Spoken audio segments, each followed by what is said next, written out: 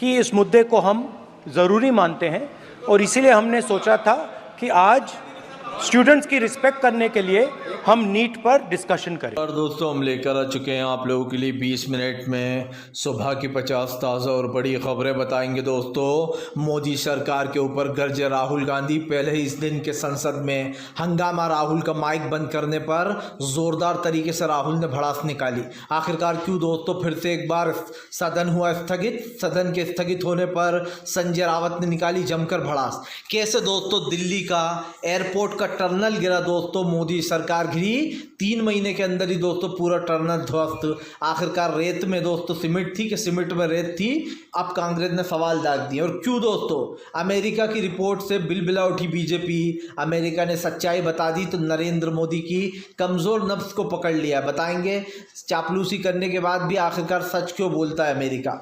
तमाम मुद्दों पर होगी बात, लेकिन उससे पहले अगर आपने अब तक हमारे चैनल को सब्सक्राइब नहीं किया है, कर लीजिए। पास में एक घंटी आएगी, इसको भी दबाइए ताकि हर वीडियो की अपडेट आपको मिल पाए। दोस्तों, अगर बात करें लोकतंत्र की तो लोकतंत्र का सबसे मजबूत चेहरा राहुल गांधी है। अगर हम बात करें सच्चाई की तो शायद सबसे पहला नाम राहुल गांधी का ही दिमाग में आता है, क्योंकि राहुल गांधी ने कभी ये नहीं कहा कि वो हिंदुओं के लिए काम करते हैं या मुसलमानों के लिए काम करते हैं या ईसाई के लिए या सिख के लिए। लेकिन बीजेपी खुलेआम कहती है कि हम हिंदुत्व के लिए काम करते हैं और हम कट्टर हिंदुत्ववादी लोग हैं। सवाल नंबर 2 दोस्तों, आखिरकार फिर से एक बार राहुल गांधी का माइक बंद कर दिया गया। क्यों? क्योंकि राहुल गांधी सच की आवाज़ उठा रहे थे। अगर जनता ने दोस्तों उनको संसद तक पहुंचाया है तो उनका मतलब ये है कि जो बच्चों की परीक्षा लीक हुई है, नीट परीक्षा, उसका मुद्दा वो उठाएं। लेकिन राहुल गांधी का माइक बंद कर दिया गया। राहुल गांधी का माइक बंद करने के साथ साथ दोस्तों संसद में ज़ोरदार हंगामा हो गया।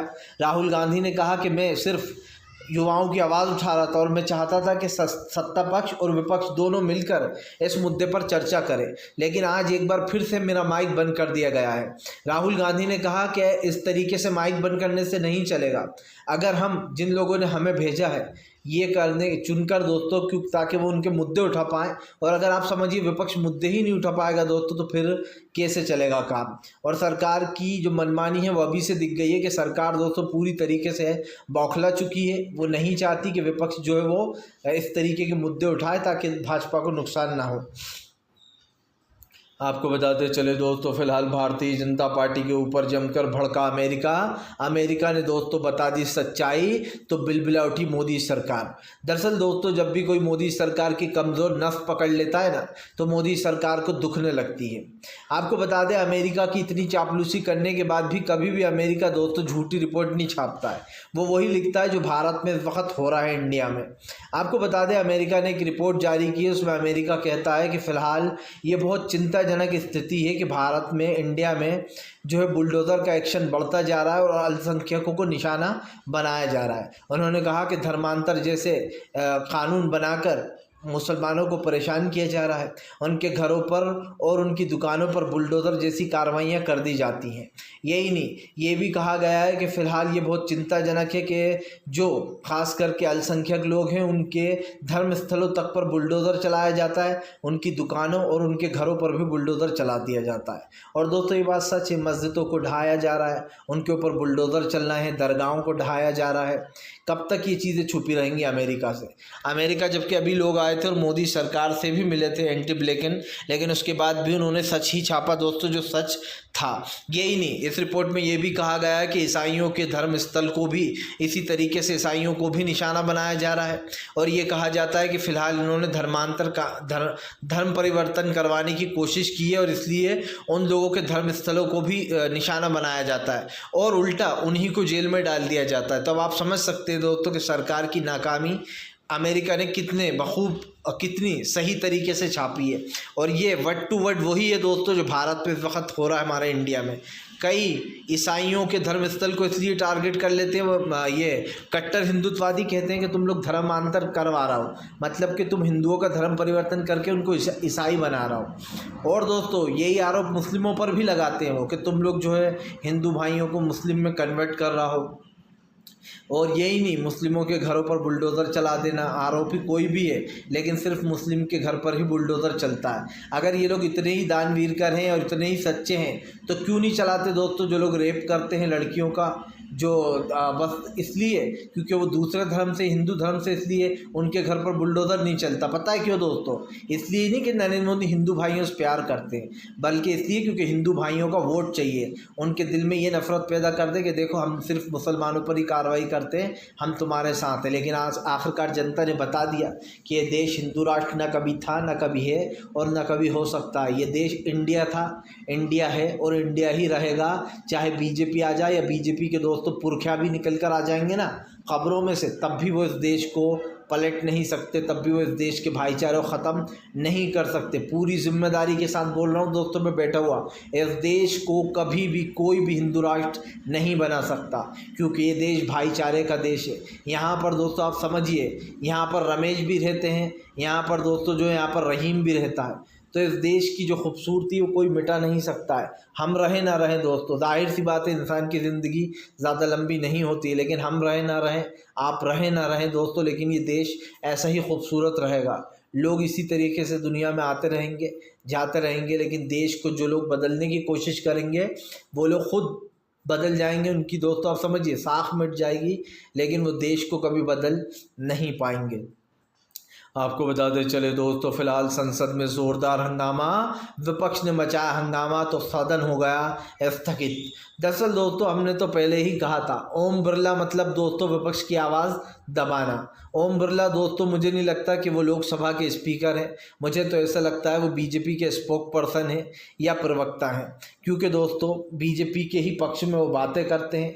जैसे ही विपक्ष अपनी असली बात बोलना शुरू करता है, जैसे ही राहुल ने नीट का मुद्दा उठाया, माइक बंद कर दिया।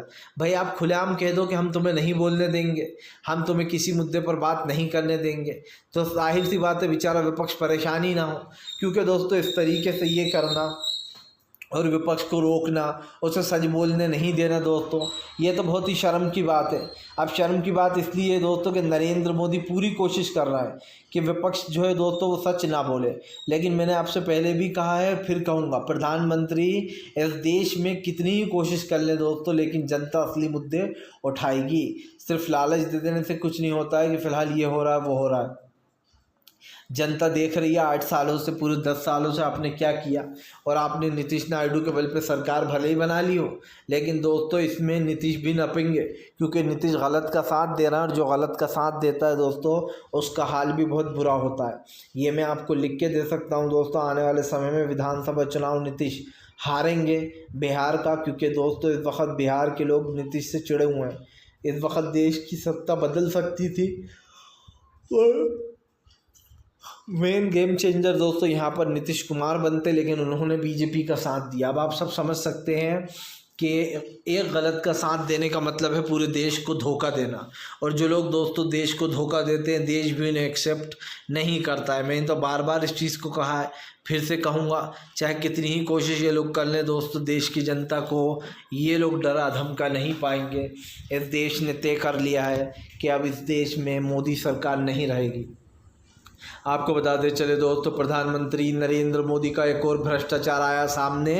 आपको बताते संजय सिंह ने निकाली नरेंद्र मोदी के ऊपर भड़ास। दरअसल दोस्तों बीजेपी का मतलब पता है क्या है? भ्रष्टाचार। ये बात हम नहीं कह रहे हैं, ये संजय सिंह कह रहा है। संजय सिंह कह रहा है कि बीजेपी का मतलब ही भ्रष्टाचार है। आपको बता दें दिल्ली क्या एयरपोर्ट का दोस्तों पूरा का पूरा एयरपोर्ट ही ढह गया। जी हाँ, दरअसल आपको तो इस बात को कोई छुपा नहीं सकता है कि सरकार क्या कर रही है इस चीज़ को। आपको बता दें दरअसल हुआ कुछ यूँ है दोस्तों कि दिल्ली में पूरा का पूरा, जिसका अभी 3 महीने हुए मुश्किल से दोस्तों, जिस टनल का नरेंद्र मोदी ने उद्घाटन किया था दोस्तों, वो पूरा का पूरा टनल गिर गया है। आप सवाल उठ रहे हैं कि भैया ये आपने जो आईजी एयरपोर्ट है दोस्तों दिल्ली का, वहाँ पर हादसे में 3 लोगों की मौत बताई जा रही है और कई लोग घायल भी हो गए हैं। तो आप समझ सकते हैं दोस्तों, जहाँ नरेंद्र मोदी है वहाँ पर इस तरीके की चीज़ें ना हो, ये कैसे चल सकता है। और ये पहला नहीं है दोस्तों, ये पहला नहीं है जिसका ये हादसा होकर गिरकर लोग मारे गए। पूरा का पूरा आप देख सकते हैं किस तरीके से गिरा है, और इसमें बेचारे कई मासूम लोग दोस्तों घायल हो गए हैं। दूसरी बात, ये पहली चीज़ नहीं थी दोस्तों। प्रभु श्री राम का मंदिर जो इन्होंने अभी बनाया है, उसके जो मेन मुख्य पुजारी हैं, उन्होंने शिकायत करी है कि छत अभी से ही टपकने लगी है। दोस्तों इसका कोई भरोसा नहीं है कि अभी तो छत टपक रही है। ऊपर वाला ना करे दोस्तों कि कहीं इसी तरीके का हादसा हो गया तो वहाँ पर कितने लोग घायल होंगे, इसका अनुमान आप नहीं लगा सकते। मासूम लोगों की जानों को ख़तरे में डालना दोस्तों, ये नरेंद्र मोदी की पुरानी आदत हो गई है। और मामला सिर्फ मंदिर की छत टपकने तक का नहीं है दोस्तों। अभी तो आप सुनिए क्या क्या ढह गया है।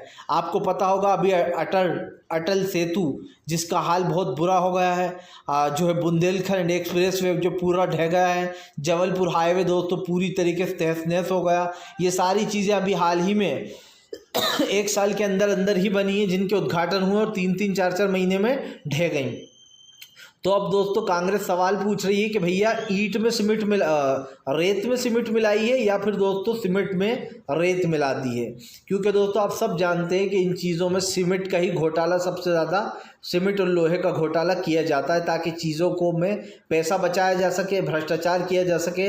इसलिए दोस्तों ख़राब क्वालिटी की सीमेंट लगा दी जाती है और जो है दोस्तों लोहे का यूज़ कम किया जाता है ताकि दोस्तों जो हाईवे भी बन जाए और उसमें से करोड़ों रुपए बचाकर ये नेता लोग अपनी जेब में भर लें। यानी कि दोस्तों अब आप किसी भी हाईवे पे चल रहे हैं, उसका भी आपको तो यकीन नहीं है कि अगर वो गिर गया तो क्या होगा। जिस तरीके से ये टनल गिरा है दोस्तों एयरपोर्ट का, इसे देखकर बहुत दुख हुआ कि 3 लोगों की बिना मुफ्त में जान चली गई। उन लोगों की क्या गलती थी? वो बेचारे तो चुपचाप बैठे होंगे, उन्हें तो पता भी नहीं होगा कि इतना बड़ा हादसा उनके साथ आज होने वाला है। देखिए दोस्तों ये ज़िंदगी कब तक की कोई नहीं जानता है, लेकिन दोस्तों ऊपर वाले ने ये नहीं कहा है कि तुम ज़िंदगी कब तक है तो जाकर अब मौत के मुंह में अपने आप को कुदा दो, ठीक है ना। इस वक्त सरकार की नाकामियाँ साफ दिखाई देती हैं दोस्तों, चाहे वो ट्रेन हादसे हों। क्यों ट्रेनें एक दूसरे से आकर भिड़ जाती हैं? क्योंकि रेलवे में खामियां हैं दोस्तों। रेलवे में खामियां क्यों हैं? क्योंकि रेलवे को पूरा बजट नहीं मिल पाता। बताया जाता पहले 1000 जो है ख़ास करके बहुत बजट हुआ करता था दोस्तों 1000 करोड़ का, लेकिन अब तो 500 करोड़ का बजट होता है, उसका आधा। तो आप समझ सकते हैं कि जो लगातार बढ़ती जा रहा है हाथ से, इसका जिम्मेदार कौन है। संजय सिंह ने कहा कि फ़िलहाल बीजेपी का मतलब ही भ्रष्टाचार है, जहाँ बीजेपी है वहाँ भ्रष्टाचार है। जिस तरीके से दोस्तों दिल्ली का या IG एयरपोर्ट ढह गया, उससे एक चीज़ बहुत चिंताजनक है दोस्तों कि ऐसी कितनी चीज़ें बनाई हैं बीजेपी ने जो पता नहीं कब और कहाँ ढह जाएंगी और कितने लोगों की जाने जाएंगी, ये कोई बता नहीं सकता है। आपको बताते चले दोस्तों फ़िलहाल अखिलेश यादव का बीजेपी के ऊपर बड़ा हमला। अखिलेश बोले फ़िलहाल इस बार देश की जनता ने विपक्ष को बहुत मजबूत बनाया है। अगर सदन में हमारी चर्चाएं नहीं होंगी, बात नहीं होगी तो विपक्ष हंगामे करेगा। आपको बता दें दोस्तों सदन को स्थगित कर दिया गया एक बार फिर से, मतलब कि पहले ही दिन सदन स्थगित हो जाता है। मैं सवाल पूछना चाहता हूँ नरेंद्र मोदी से कि वो कहते हैं सबका साथ सबका विकास, क्या विपक्ष अपने मुद्दों पर बात नहीं करे? क्या विपक्ष को बात नहीं करना चाहिए? सबसे बड़ी बात ये दोस्तों कि नरेंद्र मोदी जिस तरीके की तानाशाही चला रहे हैं वो देखकर लोगों को बिल्कुल भी अच्छा नहीं लगता है। मैंने तो पहले भी कहा है दोस्तों और फिर कहूँगा, इस सरकार की नाकामियां पूरी जनता के सामने आ चुकी हैं। जैसे ही राहुल गांधी ने नीट के पेपर का मुद्दा उठाया, वैसे के वैसे ही उनका माइक बंद कर दिया जाता है ताकि जनता और दोस्तों लोग इस बात को सुन नहीं पाए। ऊपर से ओम बिरला से शिकायत करो तो वो कहते हैं कि मेरे पास कोई बटन नहीं है, मैंने तो कुछ नहीं किया। फिर आप स्पीकर क्यों हो जब आपको पता ही नहीं है कि माइक बंद कहाँ से हो रहा है? और ऐसा ही दोस्तों पिछली बार भी हुआ था। आपको याद होगा विपक्ष पूरे हर सत्र में विपक्ष को बाहर निकाल दिया जाता है ताकि धड़ाधड़ बिल पास करा लिए जाएं, विपक्ष की बिना अनुमति के धड़ाधड़ उनको सस्पेंड कर दिया जाता है दोस्तों। तो सवाल तो बनते ही हैं। जाहिर सी बात है जब विपक्ष किसी मुद्दे को उठाता है और उस पर दोस्तों सहमति चाहिए होती है तो बिना सहमति के ये चीज़ें की जाती हैं। अब से आपको बताते चलें कुछ चीज़ें राहुल गांधी के कंट्रोल में है, जैसे कि CBI ED के अफसरों को चुनना और चुनाव आयोग के अफसरों को चुनना, ये सब कुछ राहुल गांधी की भी इसमें वो होगी दोस्तों। और इसी चीज़ से मोदी सरकार डरी हुई है। हालांकि अभी ED में क्या चल रहा है ये हम सब जान रहे हैं। आपको बताते चले बड़ी खबर निकल कर आ रही है, हेमंत सोरेन को बेल मिलने के बाद बीजेपी में भज गई है भगदड़। जी हाँ, दरअसल आपको बताते चले कल झारखंड के CM हेमंत सोरेन को बेल मिल गई है और बेल मिलने के साथ साथ ED की एक भी नहीं चली। ED ने दोस्तों बेल देने से मना किया, आपत्ति जताई तो कोर्ट ने फटकार लगा दी और ख़ास करके हेमंत सोरेन को बेल मिल गई। और आपको बता दूं 6.9 कुछ इस टाइप की ज़मीन है जिसके ऊपर उन्हें फंसाया गया है।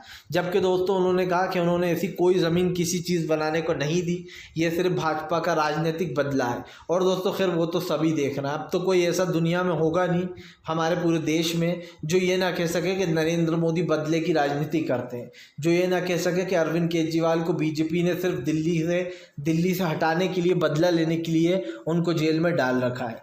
लगता है नरेंद्र मोदी को ये गलतफहमी हो गई कि वो विधानसभा चुनाव भी जीत लेंगे लोकसभा में 7 सीटें जीत कर। लेकिन दोस्तों जब लोकसभा की बात आती है तो लोग शायद नरेंद्र मोदी को वोट दे भी देते हैं, लेकिन जब इतने शाणे हैं दिल्ली के लोग दोस्तों, जब दिल्ली चलाने की बात आती है तो कोई भी बीजेपी को वोट नहीं देता। मैं तो कहना चाहूँगा अब की बार कि भैया जो लोग बीजेपी को सपोर्ट किया, जिन्होंने 7 सीटें जिताई हैं, वो ज़रा एक बार बीजेपी को जिता के देख लो दिल्ली में, फिर देखते हैं क्या काम होता है। दरअसल दोस्तों हाँ, आज देश में अगर कुछ नेता ख़राब हैं तो बहुत सारी जनता भी, मैं ख़राब तो नहीं बोलूँगा, लेकिन बहुत सारी जनता भी ऐसी है जो दोस्तों इसी राजनीति को पसंद करती है, और उनको सोचकर मुझे बहुत बुरा लगता है। हालांकि मुझे पता है कि ऐसे लोग की जिनकी ऐसी सोच है, जो बीजेपी को सिर्फ हिंदुत्व पर वोट दे देते हैं, उनके बारे में क्या बोलना दोस्तों। वो जनता अगर बीजेपी को वोट दे रही है तो दिया करे, खैर हमें क्या करना। इसका मतलब तो यही है कि वो भी नरेंद्र मोदी की राजनीति को पसंद करते हैं।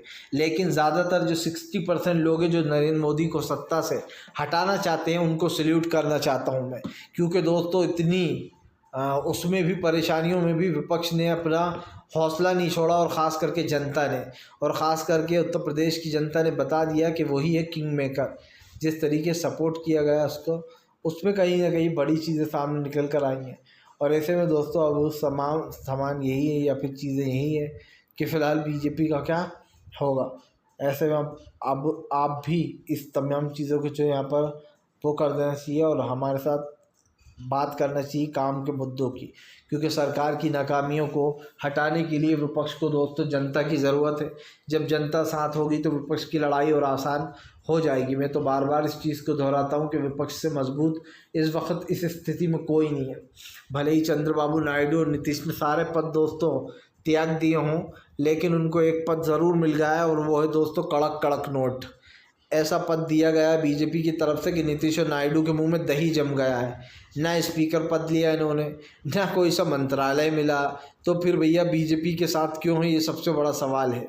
और उससे बड़ा सवाल पता है क्या है, कि जनता जो है वो इनका हाल बहुत बुरा करने वाली है।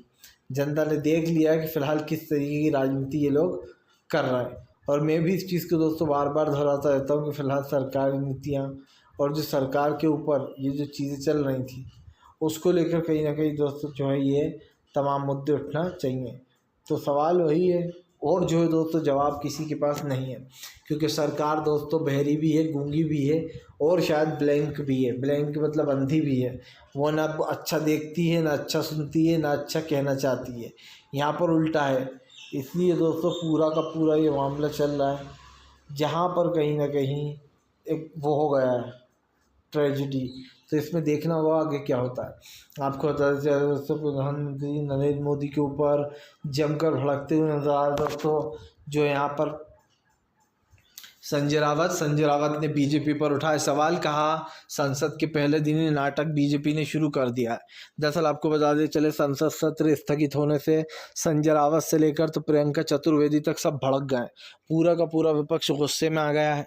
विपक्ष का कहना है कि आज संसद का पहला दिन था और विपक्ष नीट का मुद्दा उठा रहा था, लेकिन दोस्तों नीट का मुद्दा उठाने से पहले ही उनके मुद्दे को दबा दिया जाता है। मैं सवाल पूछ रहा हूँ दोस्तों से क्लियरली कि यही सरकार का जो है वो है कि हम मिलकर काम करेंगे, क्योंकि सरकार की जो असलियत है वो तो जनता के सामने आ चुकी है। भारतीय जनता पार्टी दोस्तों न सिर्फ देश को तोड़ती है, बल्कि दोस्तों देश के जो असल मुद्दे, जनता के जो असल मुद्दे हैं उन्हें भी उठाने से रोकती है। और ये सरकार की नीतियां जो है ना, ये सरकार के ऊपर आने वाले समय में भारी पड़ेंगी। मैं लिख कर दे सकता हूं दोस्तों, ये सरकार किसी की नहीं है, ना गरीबों की ना किसानों की। और इसीलिए सरकार के ऊपर सवाल भी उठते हैं कि वही घिसे पिटे, वही नई बोतल में दोस्तों पुरानी शराब भर देना।